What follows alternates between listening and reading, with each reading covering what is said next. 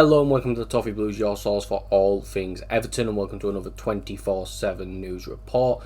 The headline news today comes from Paddy Boylan, and it's that Adam Asno is set to undergo his Everton medical early this week, ahead of the initial €9 million deal. If all goes to plan, Asno is expected to join Everton on their US tour. This is some really good news. I'm not going to go too much into detail onto Asno because we do have a scout report video coming out on him soon with a podcaster who covers the Bundesliga, so that'll be much more in depth, be able to give you much more details about Asno as a player. And yeah, I'm intentionally not going to mention him much in this video to make sure that everyone goes and watches that video, because it's going to be a fantastic watch, really insightful for fans who may not know much about Asno yet. So we're going to move on to the next bit of news. That comes from Gazzetta dello Sport, and that's that Douglas Luiz is set to be fined by Juventus as he pushes for a move to Everton. Luiz has been absent from training for Juventus to push through an exit. Everton want a loan without an obligation. However, Juventus want an obligation to buy in the deal.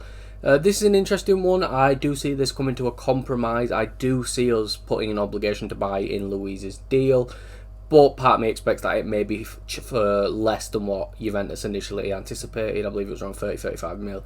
It won't surprise me if it's closer to 25-30 mil, which I think is a really good deal for Douglas Luiz, considering I think Juventus played around €50 million for him. I've mentioned this before in other videos. I think Luiz would be an absolutely fantastic deal. I think he's a great player, one of the best defensive midfielders in the Premier League in his last season with Aston Villa, and it's a real statement of intent for the club. He's definitely a European calibre player.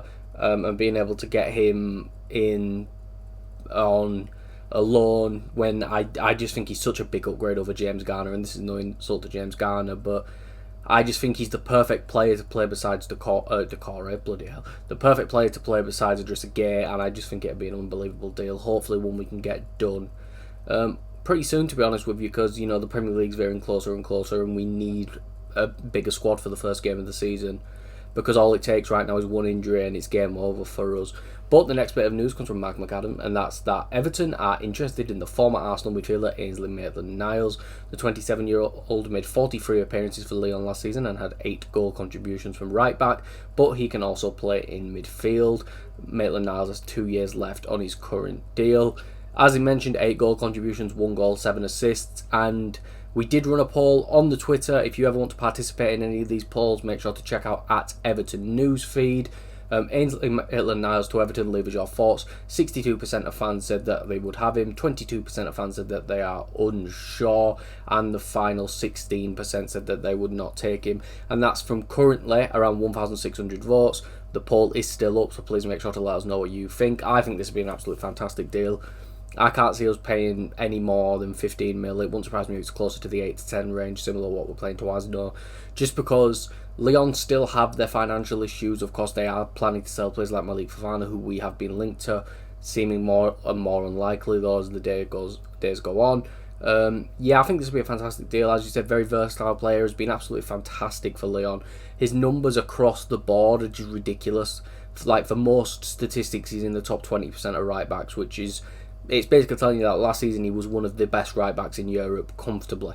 So it may go under the radar a little bit. I'm not saying he is one of the best right backs in Europe, but someone who's a big upgrade of what we've got, is good enough on the ball to play a more attacking fullback role, is really solid defensively, has experience playing in England, is English, so goes towards homegrown quotas and stuff like that.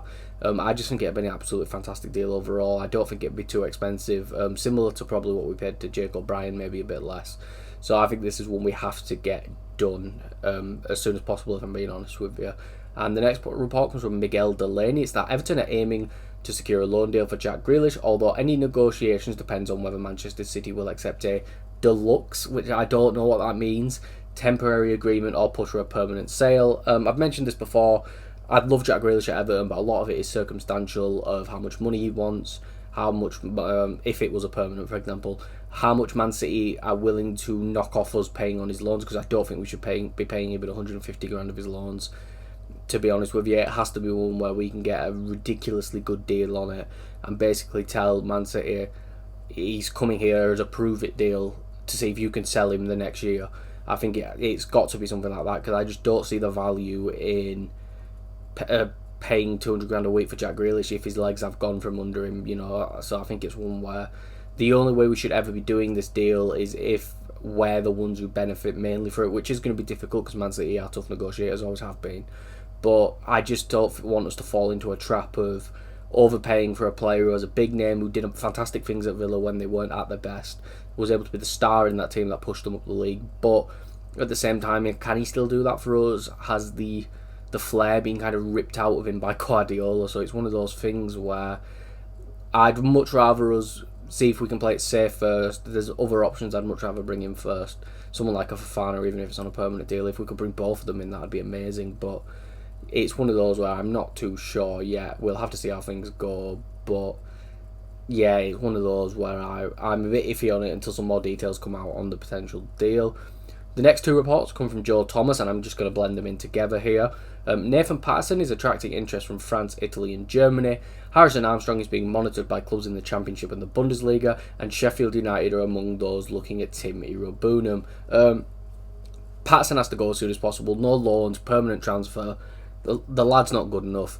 If we can get 8 to 10 million for him, we've absolutely stole most of our money back there, because he's not good enough. He's almost 24 now. He may develop to a decent calibre right back at another club, but he's not going to develop to that here. It's just best to cut our losses now, get some money in for him, and then maybe hopefully be able to put most of the Patterson money towards someone like Maitland-Niles.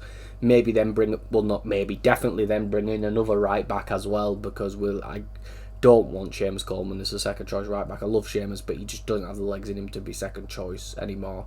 He needs to be a third choice, and he's realistically just there to be a motivator, maybe play 1 or 2 games in the season, occasionally come off the bench. That's the sort of role Coleman should have. He shouldn't be the backup right back. And then the loans for Armstrong, if he could get a loan to a Bundesliga club, that'd be fantastic. I think that'd be amazing. I think playing in a top division with some top quality players, I think that'd be an unbelievable thing. I would hope for Armstrong and Irobunum if we could get recalls in, just in case by January, let's say Armstrong's looking like a world beater in the Bundesliga, we can recall him in January and he can just start playing in the starting 11. To be honest with you, obviously if we sign someone like Douglas Luiz, that may not happen, but calling back in January, he's consistently getting playing time under us, maybe in the 10, probably in the 6, because that's where he was at his best for Derby. And yeah, I think it'd be a really good. It's really good news for Armstrong. Same with Irobunum. I do think he's maybe a high Championship, low Premier League quality player, but he needs a full season of first team football under his belt.